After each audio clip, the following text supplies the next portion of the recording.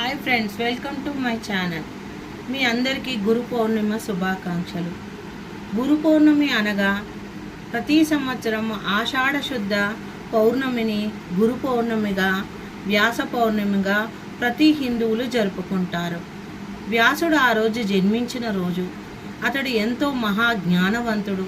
అతని వల్లనే మనం ఈరోజు అన్నీ నేర్చుకోగలుగుతున్నాం. వేదాలు రచించాడు, మహాభారతాన్ని రచించాడు. అతని నోట స్తోత్రాలు పలుకుతుంటే విఘ్నేశ్వరుడు లిఖించాడు. అతడు పరాశరుని యొక్క కుమారుడు. ఈరోజు మనము తప్పకుండా వ్యాసుడిని పూజించాలి. వ్యాసుడు మనకి జ్ఞానాన్ని పంచిన జగద్గురువు. తర్వాత కృష్ణ భగవానుడు జగద్గురువు.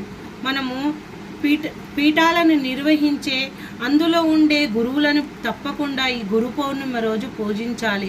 మనకు ఒకవేళ జన్మజాతకంలో గురుబలం తక్కువ ఉంటే ఈరోజు గురువుల వలన పూజించడం వలన మనము జన్మజాతక దోషాలు తొలగించుకోగలుగుతాము.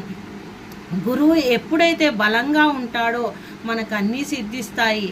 పెళ్ళి కాని వారికి పెళ్ళవుతుంది, పిల్లలు లేని వారికి సంతానం కలుగుతుంది, గృహ నిర్మాణం చేపడతాము, వ్యాపారాలు రాణిస్తాయి. ఎప్పుడైతే గురువు మన జన్మజాతకంలో సరిగా ఉండడో, మనం ఎన్ని రాజయోగాలున్నా జన్మజాతకం